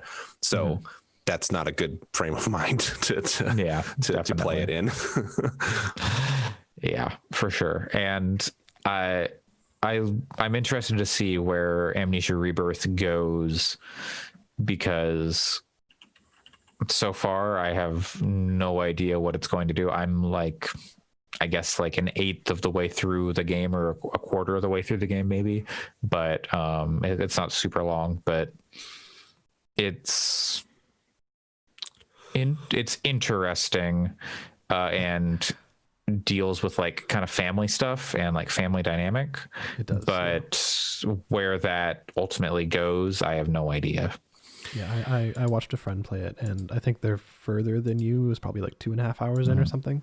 And it's interesting. And for you as a question, would you say that the puzzles are less obtuse than The Dark Descent, like just for you? I mean, I found a puzzle, and like I've only found one puzzle, I would say. Like maybe I'm on my second puzzle, but it's like I've got to figure out how to get into this room, and I needed to figure out how to like get up a floor and like use an elevator. And next to the elevator was like this instruction thing. I was like, oh, you need X and Z. And then I found X, and then I was like, okay, wait, I need Z. And then I like looked over to the left. I was like, oh, there's Z. And then I just, did the thing. I was like, okay, that's that. But also that was the first time I like really encountered enemies. And so I was like, they were doing a lot of kind of jump scare stuff. So I don't think like I'm actually in any danger, but it's still like, I don't know if I can trust the game because I don't know what they're doing, and they're doing enough to like keep you on your toes and like present new enemies. But I feel like it's just kind of a false, hey, we're just trying to scare you right now. We're not, you're safe, but we just want to like spook you a little bit and like let you know what's coming. From what I understand, you may have encountered it. This is one of the mechanical spoilers I'm kind of trying to avoid, but the way that that Dark Descent handles death is just like you go back to a checkpoint. And from what I understand, dying and rebirth is a little bit more interesting and developed. Not that it's like some radical new groundbreaking like thing, but I'm interested to play it without a guide with that in mind. The main reason I'm using a guide for Dark Descent is not to not get scared. It's because I don't want to replay sections over and over again. So playing Rebirth though, I don't mind that as much because it's a new game and I like kind of want to see it from that perspective. Yeah. So I think it's hard for me to say because I don't know that I've died, but I think that the game kind of hints at that through like the early progression, and it kind of gives you that idea that like maybe death isn't the end, and like things will keep going. But I'm not sure how that manifests because everything's been pretty linear up till now. So I'm not sure how that'll manifest in like, say I died in the section I'm at. I don't know what would happen because it's a little bit more of a kind of like the kitchen area or something where it's a lot of corridors with rooms that you're going into and doors you're unlocking and stuff like that. So I don't know what that'll be like. Patrick Klepek implied that he played a lot of his review is really good and it's very non-spoilery if you're interested. And he played a lot of it, like the early sections, thinking like not having the best time, thinking like, this is just like the first game, this sucks. And then that the mechanics surrounding death made it a lot more palatable in 2020 than the original game, than Dark Descent did. Because I died once in Dark Descent so far. I think I died twice, but one time it was just because I was like kind of goofing around showing the game to my partner and an enemy was there and I was like, just fucking kill me, and just kind of like ran at him. Monster, because I'll suck my dick. Yeah, the enemies in Dark Descent are still very spooky. They're stalking you and around corners and stuff. But when you get them like full view, it's not very scary. Once you get over the initial shock of like, oh, there's an enemy there, they look kind of goofy. Yeah, their models have not aged super well. Anyway, the one time that I died when I was actually trying to progress, I had the item I needed. I had picked up an item and I had the item that I needed, and I was back at the beginning of the area. So it wasn't the worst, but I wouldn't want to replay the sections over and over again. And it sounds like Rebirth has an interesting way of handling that based on what Klepek was saying. Yeah, I'm not sure what that actually looks like. The part I'm at is more, like I said, it seems more scripted. And it seems more like we're introducing you to the creatures or whatever, or the creature. A lot of jump scares, but nothing. I don't think I'm in danger yet. Would you say it earns its jump scares? Because that's something about Dark Descent that I think it does a good job with. I don't think they're there to be cheap, like, oh, we just want to scare you. I think it is there to like give you the sense of like, oh, you do not know, like something scary is going on here, because they're not just like, it's more you see something going across like what the hell was Yes, that, cool, or and there have been some like, Sure. oh, this thing just jumped up against a window that I'm next to and it screamed and then it like went away, but those are more like some of that yeah some of that builds atmosphere in a way that's fun and cool, like you know, like the infamous dogs bursting through the window in the first Resident Evil. That's a good jump scare because it's like it's using the tension that it's building, and it's sort of a release valve to an extent. Like Until Dawn is incredible in the way that it handles jump scares, which so it's not that I don't think that jump scares can be delivered in a way that's just fun, but one of the things that Dark Descent does that's really good is it'll give you a jump scare that doesn't present immediate danger. It'll be like a bellow or something, or like just like a noise that sounds far off, that's very ominous, and it scares you because it's surprising, but then also it instills some dread as well. And I like that about the way that it uses jump scares quite a lot. I have not had like, this game does dread well, and I think they created the character responds to it and acts terrified well. I can't remember if just Daniel and Dark Descent, how much he reacts to what's going on around him. It's pretty good. I mean, his breathing is really good. That's the thing he does, is he does like the like it's that the actor that portrays him has really good ability to breathe in a scared way. And as someone who has, again, like in the past, I was much less skeptical of supernatural phenomenon and been in situations where I thought things were happening and got very scared. I would say that it's a pretty good, like they do a good job of portraying that, but I've heard it's even better in Rebirth. Yeah, it's like the character, it responds in a believable way, I think, which is just going fuck, yeah, or stuff like that, where like, oh, there is where the fuck am I, and stuff like that, where I'm like, nope, that's what I'd say in this situation, which is very funny and like relatable for the first time ever in a horror game, kind of. There's something about the character that I'm not going to spoil because I just checked the Steam page and they don't say it.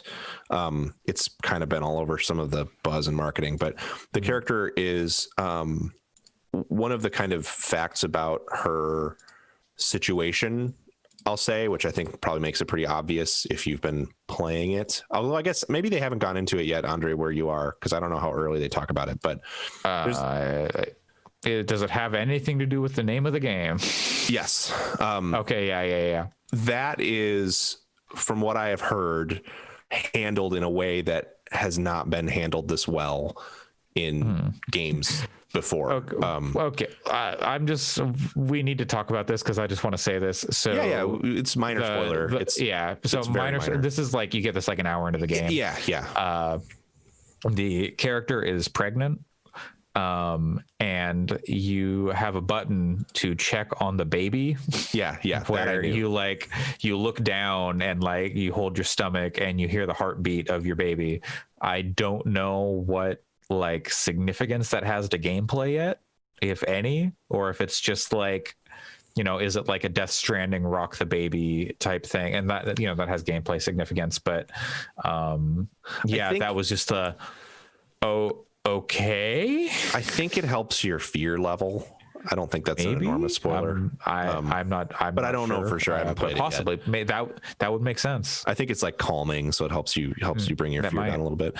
But from what I've heard, like again, most of this has come from Patrick Klepek because I've kind of avoided a lot of other coverage, but he seemed to indicate that it handles that really well. And as a parent of 2 young children, I think he probably, he's not a woman, so he can't can't give that perspective, but observationally, at least, it sounds like, my point is, it doesn't sound like they do anything super fucking gross with that. And so that's encouraging to me, because I think that's an interesting, playing a pregnant woman in a horror game is something that I go, oh no, this could go bad, but I also find a very interesting concept. So I'm excited about that. There are some definite things where I'm like, this is not good for you. That should not have happened to you. I'm not necessarily saying I don't get the impression.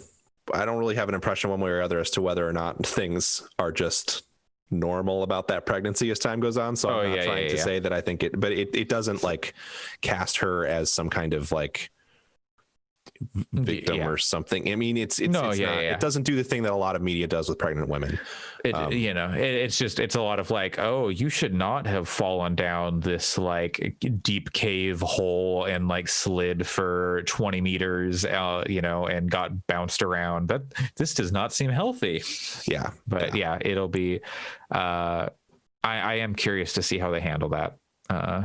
Because it's the first time I've seen like kind of this portrayal. Her name is Tazzy Trianon. I don't know. I also think it's funny when if you haven't played Amnesia: The Dark Descent in a long time. I don't think this is a spoiler for either game at all. But there's some memory, ironically, there's some memory stuff with like remembering the story of the first game. You were kind of like, I don't think it's really connected to the first game. And I was like, well, the notes in the first game talk about Algeria all the fucking time, which is where Rebirth takes place, which is revealed like right off the bat. What is the date? Are there dates on anything in Dark Descent? There must be. Totally. It's like the 1840s. Okay, this is like 1930s, like 37. Yeah. The time is definitely passed. Way for sure. later. Yeah. Okay. I mean, that's part of why Daniel doesn't have like guns and shit in Dark Descent, is because the guns suck. So even though he's like it makes sense in this game, your circumstances are such that you might not, you just don't have them. Daniel could totally have brought guns to this castle, but they're shitty guns. So why? Yeah. Well, that's Amnesia. And I don't know, next week I intend to play at least one more spooky game, because the new Dark Pictures anthology game will be out. And I'm so excited for it. We didn't play Man of Medan. I think it's on Game Pass still. So if you get it on Steam, you do get like a buddy thing. But I did you say that? I don't think we're gonna play. Wouldn't want to play the co-op. She might like doing that at some point. I think we would rather just sit together on the couch and play. The way we played Until Dawn, it was kind of one of those like early things we did as a couple that was like, like one of those sort of formative experiences for us, I guess, in our relationship. So I think we would probably just want to sit on the couch together and play Man of Medan. And sort of, I drove when we played Until Dawn because she had done it before, but I could see us passing the controller back and forth a little bit for Man of Medan. But it's not super long either. But there's like a B-side playthrough, which is interesting. But yeah. So kind of, so like you could drive on one, she could drive on the other. Something. It does not look like it's on Game Pass though. Yeah, I guess it's not. I think it was at one point and I missed it, but that's okay. Yeah, you can probably get it for cheap now, but yeah. All right. Yeah. Let's see on Steam. How much is Man of Medan? It's $30 right now. Yeah, it's not terrible. But it looks like you can get a bundle with the next one for like 17% off on the bundle. So, but there's supposed to be a third game. I might wait until the actual. So. I might wait on the actual purchase of it to see if they do a sale when the new one comes out. Yeah, because it's possible. Yeah. All right. Well, that's games this week. That means it's time for the news. News alert. Time for the news. That's our new news thing that I'm going to do. The news. The news. Kenneth Miller. News. Tell me the news. You snooze, you news. Oh, I want to snooze. I want a news. This week, big news in the world of politics with Congresswoman Alexandria Ocasio-Cortez, AOC. Is that right? I can't remember. I'm drunk. Forgive me. And Ilhan Omar played. Is that right? Ilhan? Ilhan? I have not. Yeah. Ilhan. It's Ilhan. Okay, I have literally never heard her name pronounced.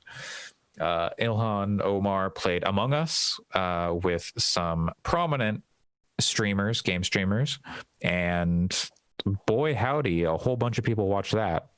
They did it with the intent of getting people to vote, convincing people to go out, participate in the democratic process, however democratic or undemocratic it may be. And at their peak, I think AOC's stream had over 460,000 people watching at one time, concurrent viewers. Yeah, Is that correct? Something around there.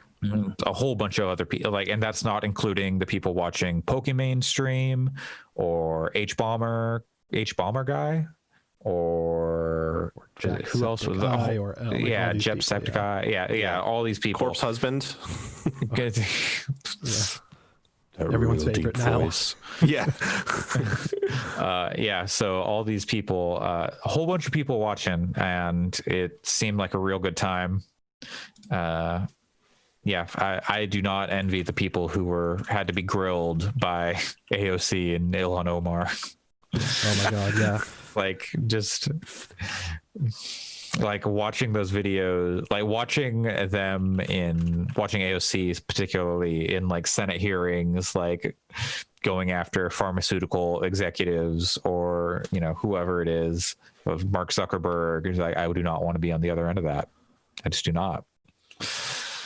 So it was a great stream. I think the thing that was so cool about it was just seeing how they use that platform to connect with people who maybe there are a lot of people who don't vote, unfortunately. And while I'm certainly not trying to generalize about gamers, I think that there's a lot of younger 18 to 24-year-old people who might really be into streamers like Pokimane and Jacksepticeye and stuff, who just don't get around to it. It's not malicious on their part, but a lot of younger people just don't have that instilled in them that voting is a key part of exercising your rights to vote is a really important thing. So I think it's just awesome that they did that, because it really, I think it means something. I'm sure that they got more people to vote by doing it. That's the hope. They were talking to people from Canada and the UK and stuff like that, asking questions like, what is it like to go to the doctor and not worry about going bankrupt? Yep. Yeah. It was a very human stream. It was a very just it was personable and relatable, and it made it less I think if you're looking at politics and you're looking at the TV, you're looking at C-SPAN, it's hard to personify the people on the other end of that. It's that you're kind of just watching politics. You're forgetting about the human element, but this was pure human element with the same people. And it was just, it was very great in that sense. I think it was good too to see, I'm of the opinion that everything's political. I think that we have to vote for Joe Biden to get Trump out of office. I'm pretty open and willing to say that out loud and use a platform to push that. I think a lot of times you see popular streamers, and I'm not going to name anyone in particular because I don't watch their streams regularly, but you see popular streamers kind of not engaging with that part of, they might say, oh, go vote. But they're not necessarily engaging with that part of the political conversation. And I think a lot of the streamers that were part of this stream were kind of avoided politics before. That's what I'm getting at. And so I think it's great to say to those communities, even if it loses them some viewers. I mean, in the United States right now, we are in a deep crisis. We're not in a place right now where you can say oh, you don't have to be political. We're in a situation right now where if you are a Trump supporter, you shouldn't really be welcome in fun spaces, period. Done. In years past, that would have felt very harsh to say, but we're currently talking about really important subjects. And if he wins another 4 years, a lot of people are going to die. So we don't really have the luxury of avoiding placing ourselves on the political spectrum. And I thought I was really emboldened to see a lot of streamers, even ones who aren't from here and maybe don't have the responsibility to do that, sort of take a side. Because I mean, if you're even appearing on a thing with Ilhan and AOC, Yeah. then you're showing kind of what side of the equation you're on. And she was not vocal throughout the stream about who to vote for, but early on and kind of at the end, she talked about how we need to vote Trump out of office and vote for Joe Biden and stuff, which is also important for her to say, because while I have a lot of respect and understanding for people who are feel politically disenfranchised, and I would never talk at someone about how they need to vote, I can only share my beliefs. I think there are a lot of young people who are bitter and feel disenfranchised because of that. And I think I would say, if you are the kind of person who another 4 years of Trump isn't going to have as much of a direct effect on, you're not really in a position to like use your vote as like to not vote out of spite, if that makes any sense. I think there are people who have been disenfranchised by the system who I super respect why they want to use their vote in a way that they think is the most impactful for them and their communities. But like, if you're like me, you really should do the right thing here. Or the right thing for you, I think, is to use your vote to get Trump out of office, because a lot of people don't have that luxury. So I think it was good for them to kind of make that clear with their appearances and stuff. Yeah, and I think it showed, outside of like our current political climate, I think it shows an intense amount of savvy and makes me hopeful for like a new generation of politician that like I can relate to and can relate to me and understands, you know, not like, oh, gamers' rights or anything like that, but like somewhat, seeing young people who are aware of what's going on and how to actually connect, because, you know, looking at fucking Nancy Pelosi and like, oh, here's my giant freezer full of ice cream. Exactly. Like, what the fuck is wrong with you? Yeah, there's a total lack of connection to everyday people that a lot of older politicians have. Even somebody, I mean, I don't think it's in nearly the same way, but even somebody like Bernie Sanders, I don't expect him to know like what it's like I don't expect him to know what it's like to climb out of bronze in League of Legends, you know? Exactly. Like something about that stream which made it relatable again, was Elon. She at one point was stuttering and having issues, and she's like, oh, sorry, I think it's because my Wi-Fi is kind of crappy. And it's like, that's the kind of like just everyday normal thing you want to see from a representative in office. Yeah. And I think the thing about, you know, it's just like, it's this constant thing I think about, like, they're just games, but they're also not just games. When you understand like cultural context and like what media people are consuming, it helps you understand society better, right? Like AOC playing League of Legends doesn't make her a better politician from a like understanding policy perspective, but when you've interacted with the kind of toxicity that exists in that environment, it does help you understand more about the human condition and where we're at societally. And obviously it's a global game, doesn't necessarily all pertain to US society and politics. Sure. But I think in a lot of cases, I mean, that's a hyper specific example, but I think she understands better how toxic the internet is than somebody like Mitch McConnell, who doesn't fucking know anything about what happens down his street. Even like he lives in a bubble basically and just does things to make people money. And that's so important now, as things like, and the government doing antitrust stuff with Google and Apple and looking at these companies, and you need politicians who understand how the internet works. And because we've seen time and time again with like these hearings from Facebook where we see like these older politicians asking the most asinine, nonsensical questions, and then you see someone like AOC just grilling these people on the most like very direct things that like, you know, the people are like caught off guard. They don't know how to answer. And we need more people with that kind of skill set. And if we can get more people, young people invested and engaged in voting and seeing, hey, you can have someone like this in office, we're going to get more of those people across the country and have a more representative, representative democracy. And we just need people who understand. We need someone who can look at TikTok, for example, and go, wow, this is This Chinese is what company. this is.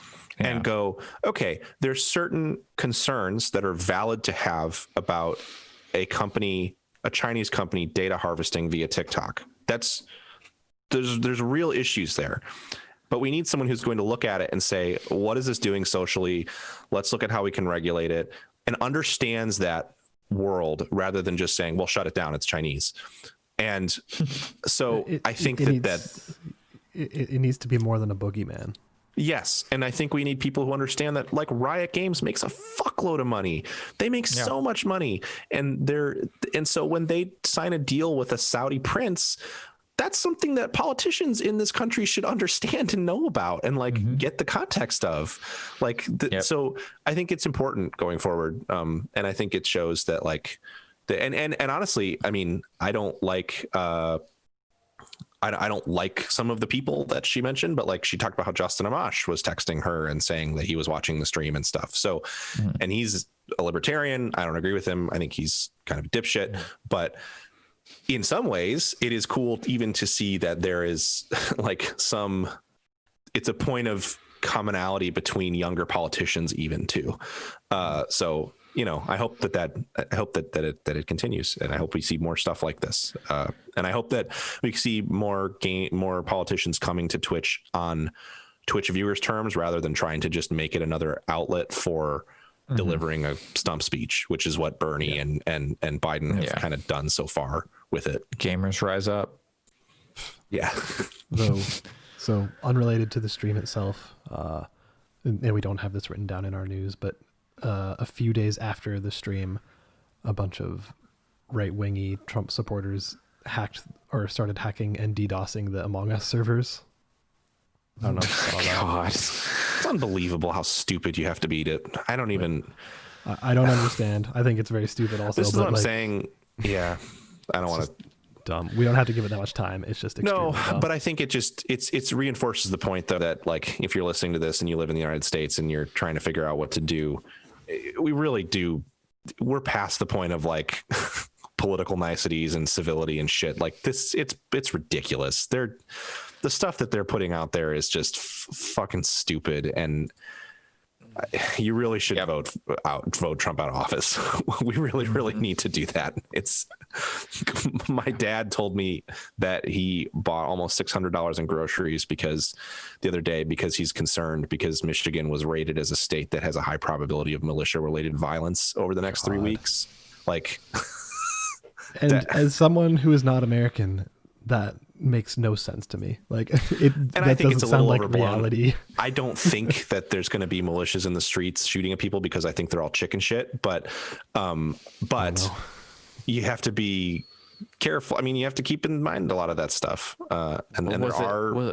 Where was the militia trying to kidnap the governor of Minnesota? That's Michigan. That's Michigan. Okay, that's where my family lives. So, and now again, I think a lot of that is, you know, people talking up a big game. I don't think that they may have tried to go through with it. I don't know. Usually militias are pretty incompetent and they're fairly cowardly. I don't know. Like, being from Oregon, where a militia took over on that list. Took over like a national wildlife refuge for, you know, like a month or more. You know, they'll do shit. It'll be fucking stupid, but they'll do it. So, you know, and people die in the process. Yes. And it's, you know, tragic, but like, it's just, people come from out of state and pull stupid shit, and it's, these people are dangerous, and we just need to that's kind of get rid of the people emboldening them. Yeah, that's kind of what I was gonna say too, is by saying I think they're chicken shit, I still think they're dangerous. I think that Kyle Rittenhouse is a child. I mean, he's a child, and he's a very scared child, but he still shot someone to death. So like, you do need to be aware that there are dangerous people out there in those groups. Anyway. Well, let's keep on 20 minutes. No, it's not.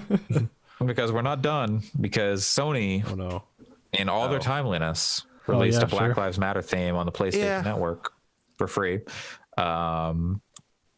There's think been some discourse around it. It looks fine. So some of the discourse has been about they should the more positive discourse, because I think there's been a lot of shitty discourse like, oh, you support Black Lives Matter, it's a terrorist organization, fuck off, about they should be doing more to support Black creators and like content creators and game developers and et cetera.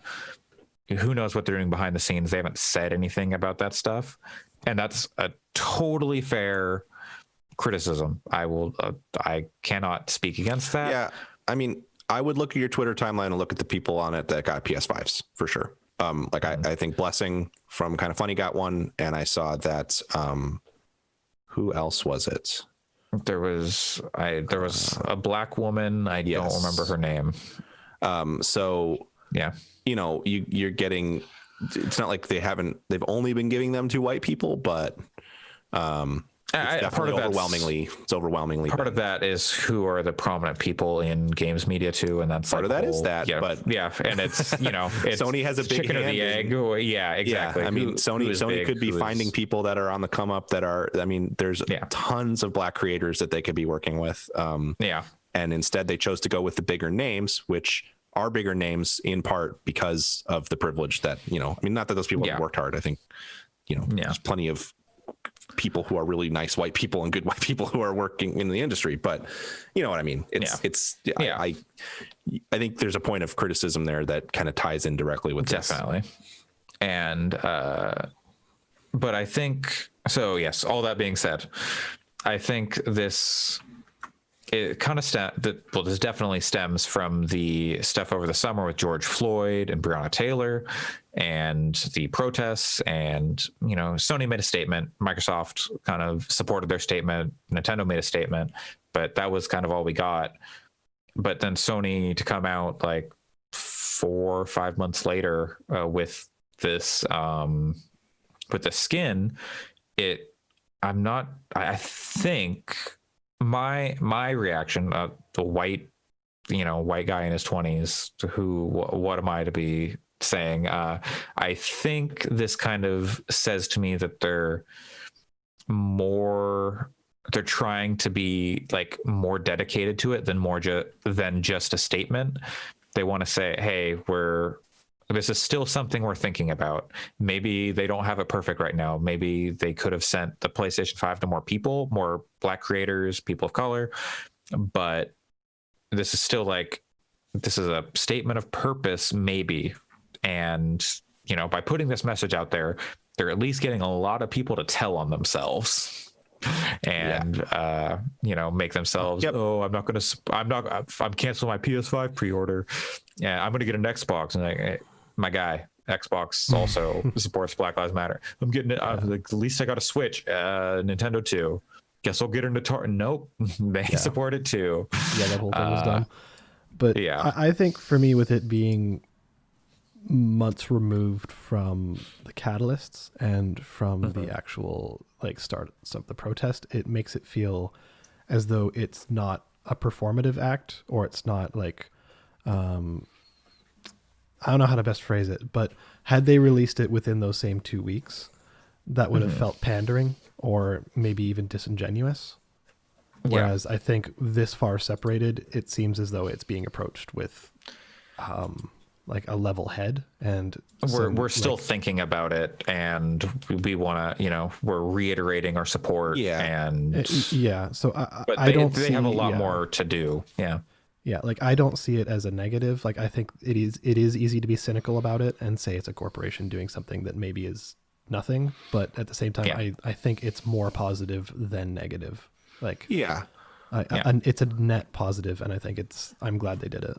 I think it's ultimately a yes and moment of this is good, but also you have things you need to work on. And I also think that the angle of it's a corporation just kind of doing something, the important part of that to keep in mind is just to always remember that Sony is still trying to make the most money they possibly can. If they thought that they would, it would impact their sales of the PlayStation 5, for example, extremely negatively if they did this, they would not do it. They are not an altruistic organization. They're not out here to do social good. If they were, they would be doing it. So I do think it's important to keep that in mind. At the same time, I think you're right, Alex. I think it's more positive than negative. And I think if it means that 100 people can put this theme on their PlayStation and feel good about that and feel like they're being supported, that even though I still have cynical feelings about Sony as a company and their motivations for doing it, I'm happy for those people. And I think it's a positive for them. And I think the negative here is people who use this as a way to reinforce making PlayStation part of their identity as a person, when PlayStation probably doesn't really care about them on an individual level, just realities of corporatism and capitalism. But I think it's still more positive than good, or positive than negative. Yeah, there's always going to be times when people weaponize fanboyism. Like that's what it is. But yeah. Okay, I think with that we can finally wrap up our politics minute. The 1 minute of politics. Alex, good luck editing that down to the 1 minute allotted. Yeah, you got a lot of material to work with. It'll be very concise. All right. Well, let's see. Okay. I've got 2 stories here that I'm just not even going to touch. I refuse. Life is too short to talk about this bullshit. I'll give it 20. I'll give it 10 seconds. The Alex Hutchinson thing was extremely stupid and whatever. Fuck that stuff. That was dumb. And it's been stupid for that dude has not ever said good stuff, really. I will say I had a rough week, and it brought me a lot of joy for the first time over the week to watch everyone kick the shit out of this guy on Twitter. Just mercilessly just murk this guy. That's all we really need to give it, though. By the way, I wanted to just find in my Twitter, it was Janet Garcia that did receive a PlayStation 5. So that was the person that I was thinking of. Okay. In addition to Blessing. I think there was someone else, but maybe not. I don't know. It's very possible. I just was looking at a lot of people. Yeah. All right. So that's that. Let's see. We got some Devolver Digital news. Crow Team, creators of Serious Sam and the Talos Principle, are now part of Devolver Digital officially. They've been absorbed, merged, bought. That part's not entirely clear, but also I feel like Crow Team hasn't done anything particularly great. They just put out the new Serious Sam. Sounds not very good. That doesn't sound very good. Yeah. Talos Principle is supposed to be very good. It is good. I like Talos Principle. I tried to get into it, and there's something about the movement in that game that just doesn't click with me. It's the puzzles are silly. Good, yeah. It's a silly reasoning. It's just I bounced off it. Yeah, I mean, there's so many games. Like, if you don't like moving around, I think that's fair enough. I'm just saying because I gushed about Phasmophobia for that's true. And the movement in that game is very muddy and slow. But you can't tell the puzzle to suck your dick. Exactly. I mean, you can, but it doesn't respond. It won't respond with running at you with a cleaver. So that's not what you're supposed to use. All right, so that's Crow Team. I don't know, maybe they'll do something cool, but whatever. Maybe. You know what? I would say this is better than Crow Team going like, oh crap, we made a bad Serious Sam game. Guess we have to close down and lay everyone off. So if Devolver can buy or kind of absorb them, and they have made good games them to make good stuff, then that's great. Yeah. Well, let's see. We got. Next on the list is Frost Giant Studios, which is some ex-Blizzard folks who worked on StarCraft 2 and Warcraft 3, are making a new RTS game. Is this part of that dream, the thing from the previous weeks where like Mike Morheim, is that who it is? I think it's actually a separate thing. I think this one is actually, it's like backed by Riot to an extent. What? Riot doesn't make games. I don't. It seems like every 6 months, ex-Blizzard devs are starting a studio to make something. Has anything ever come out of one of those efforts that hasn't ultimately been disappointing?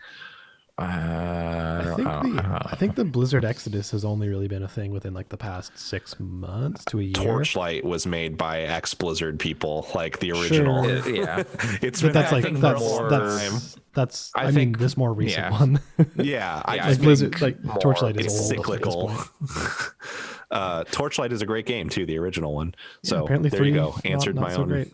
No, it's garbage. But the first one, very good. But like, I just am thinking about like, there was Torchlight, there was Marvel Heroes, which was a good game, but then ultimately had kind of a sad ending. And there was the space game, the space trucking game, Rebel Galaxy, which the first one was fine, and I thought the newer one was really disappointing. So it just seems like there's so frequently like Blizzard folks going to work on something, and then it's like it's meh to disappointing. Yeah, well, that's games, but Yeah, it looks like they are because a lot of them are like backed by Riot. they Hopefully it'll be good. like StarCraft 2 and Warcraft 3 are not the most modern games. So, and like, not to say like, oh, they're going to make an old ass game or something, but what does it mean in 2020 or 2022 or whenever that game comes out to be an RTS made by people with that pedigree? What does that look like? Is it, if it's backed by Riot, is it going to be a League of Legends RTS? That would be very funny. They're invested. Like, Riot is an investor. They don't own them. So No, that's, okay. that's what I mean by backed by. yeah. I was just not owned by. clarifying. Yeah, for sure. It looks like one of the studio heads is Tim Campbell, who worked on Wasteland 3 as well, former game director of Wasteland 3. So Yeah. It could be cool. I don't know. We're not going Could to see be. for like 2 or 3 years. Yeah. But Well, we'll see. All right. Our next news story. Where'd my list go? Let's see. Oh, over in a Quibi. Quibi is done. It's over. Why is this here? Who put this here? This is not. There were no very games on limited Quibi? amount. There was a Yeah. very limited amount of gaming content, which ended far before Quibi was deemed not sustainable. yeah. Apparently, the CEO played like a song from Trolls 2. It was like told people like, go listen to this song from Trolls 2 to pick up your spirits after telling everyone they were laid off. Yeah, it is ridiculous. I Yourself found Up, out I think, was the name of the song or something. not to we don't have to go back to politics minute, but the 2 reasons that I heard about Quibi in the past week were first that the Joe Biden campaign was considering the CEO of Quibi for a cabinet position, and then God. second that Quibi was going out of business. Sick. And yeah. guess what? That's because he got the cabinet position. Yeah, who knows? That's why, for sure. I mean, it's a little And early to then, make that decision. Well, you missed I was going to say the last part is Joe Biden loses and Quibi's Oh, done God, don't for. say that. And, it's But yeah, Yeah. the only reason that's on there is because we had one person on this podcast who was very excited about Quibi. I mean, I adore Sam, and I would never want to talk actual shit about Sam behind his back because I love the man. But Sam does kind of get excited about any new media initiative from any service or anything. So it wasn't particularly surprising that Sam was excited about Quibi. That thing seemed like it was Yeah. a dud from the start, though. So I it's thought not it was a dumb idea from the word Yeah. go. So the idea of some of the show ideas, like we're going to just shoot a food at you out of a cannon and then wearing a blindfold, you have to figure out what it is and then recreate it.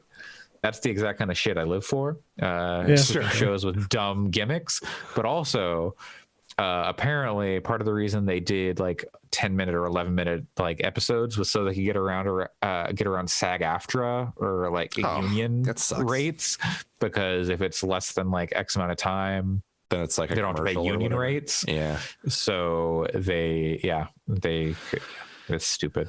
It is shitty. So rest in piss. It is ironic. Sorry to all the people who worked very hard and their livelihood relied on that, but fuck the CEO. It is very ironic. I literally read the news about Quibi the other day, got up and made lunch, and then was like, because I'm doing writing heavy stuff for work, so I can't really eat and write. And so I was like, I wish I had a like 10-minute episode of something to watch while I eat my lunch. YouTube, baby. But there's What it's nothing. for. I was like, I don't know what I want. I ended up watching a Linus Tech Tips video, and it was far better than any experience I would have had on Quibi. But no offense to people like Ron Funches, who's very funny. But it was funny because like my initial moment was like, actually, I've found a time when I wish Quibi was good. Quibi, we hardly knew ye because you weren't worth knowing. Let's see. I think we got our first glimpse of Tom Holland as Nathan Drake Oh yeah, we in did the right. Nathan Drake movie, Yeah. and no half tuck. How do we feel whatever. about the no half tuck? Could not care less. All right. I mean, I'm also not an Uncharted fan, but he seems like he looks like Nathan Drake from those games, but younger and less Yeah. jacked. But whatever, it seems Yeah. fine. No one is as jacked as Nolan North. True. The picture of Nolan North and Tom Holland on set was kind of cute. That was funny. It was, and Nolan North has gotten gray. Yeah. When did that happen? I think it happened at some point during the making of the Avengers game. He didn't have to. He barely had to work. It's not like it was a hard thing to like make. No, I don't know. I will The say most work he did was that video where he said that Iron Man wears a mask. Good video. The most work he put so in for that. funny. That's so funny.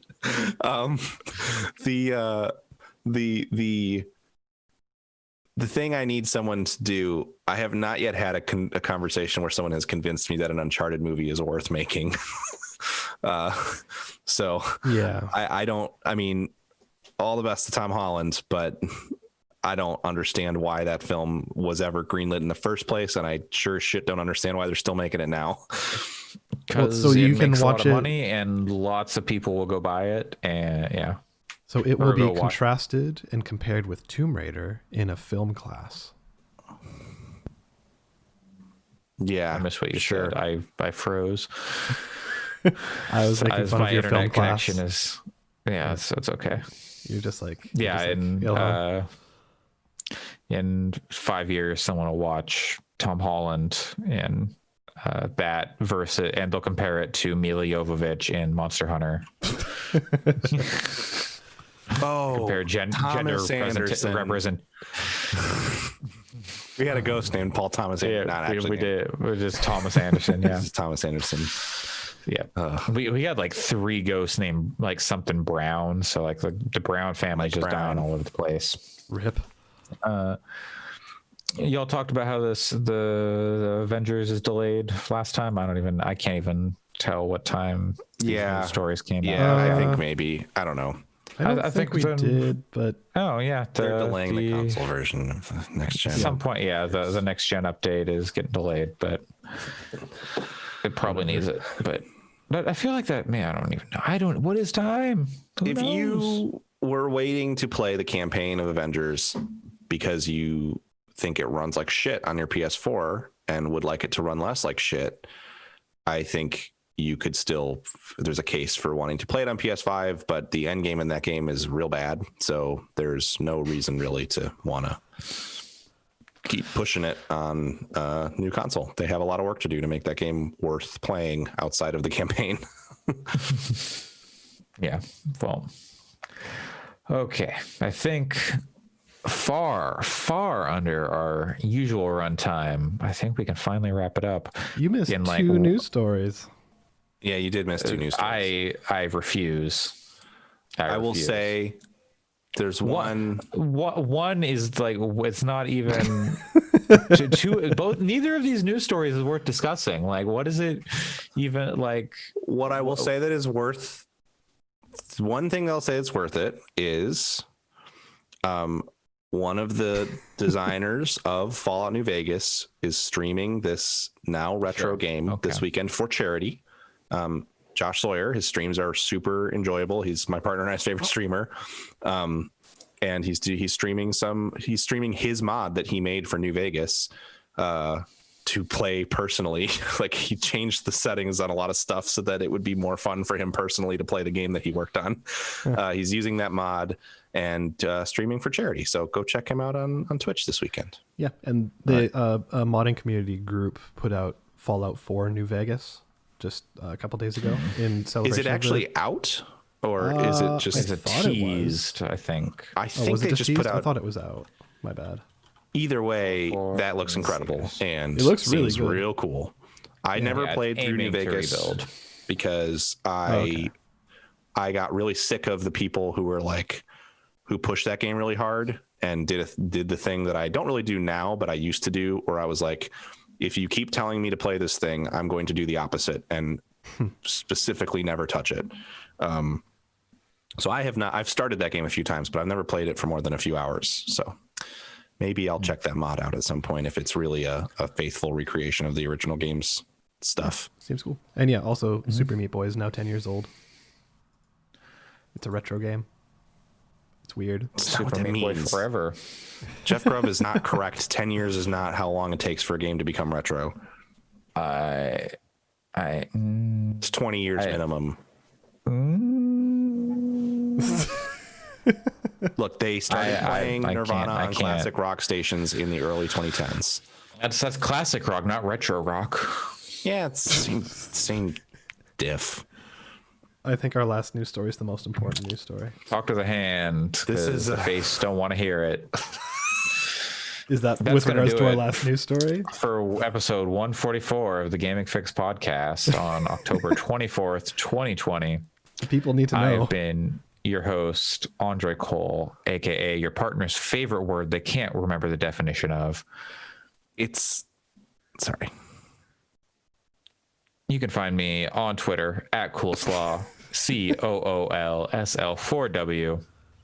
And you can find the podcast on Twitter at Fix Podcasts, or on the internet at fix.space or podchaser.com/gamingfix, where you can leave us a review, or iTunes, or whatever podcast platform of choice you use that offers the ability to review a podcast. We really appreciate it. Pat, where can people find you? It's like The Ring. You gotta like, you don't want to spread it around. That's why we can't talk about that news story.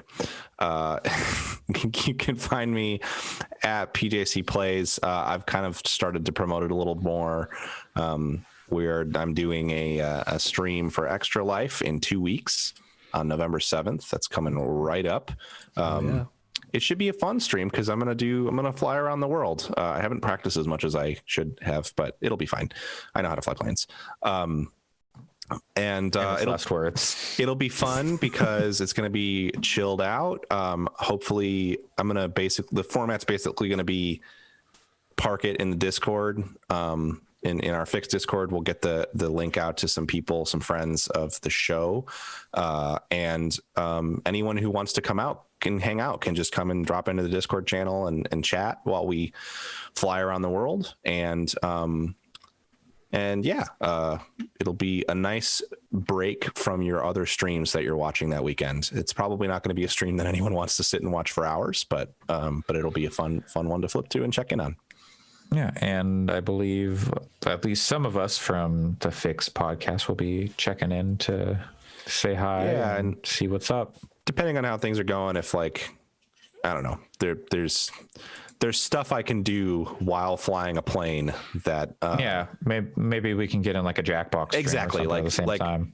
play some Jackbox or some Among Us or something like that if there's interest and if there's time to do it. All right. And Alex, where can people find you? Don't you dare say it. It doesn't even look like a pie. Like, I don't know what it is, but it's not a pie. Oh my God. Oh my God. But it's not a pie. I need a and then mod. They cut it open and it just looks like turd. I need a mod Stay wet, gamers. for Phasmophobia that just has Wario as a ghost and after he fucking died. Oh yes.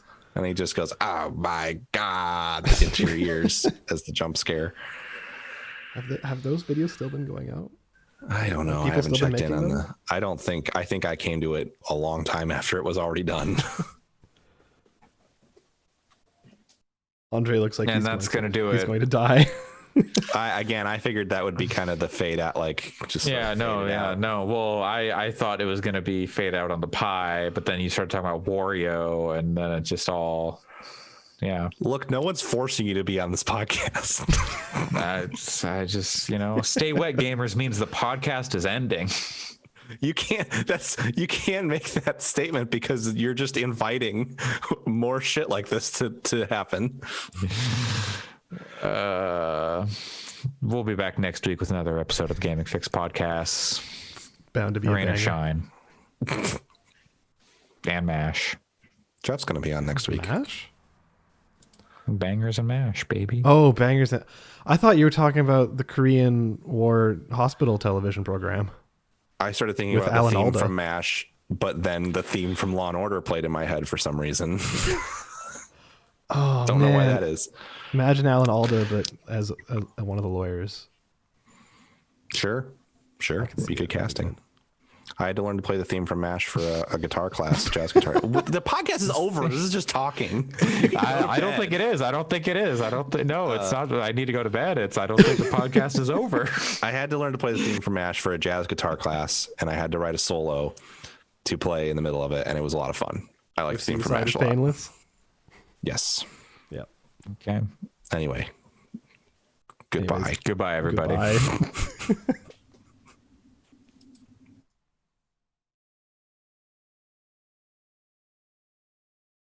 All right. Goodbye, stream.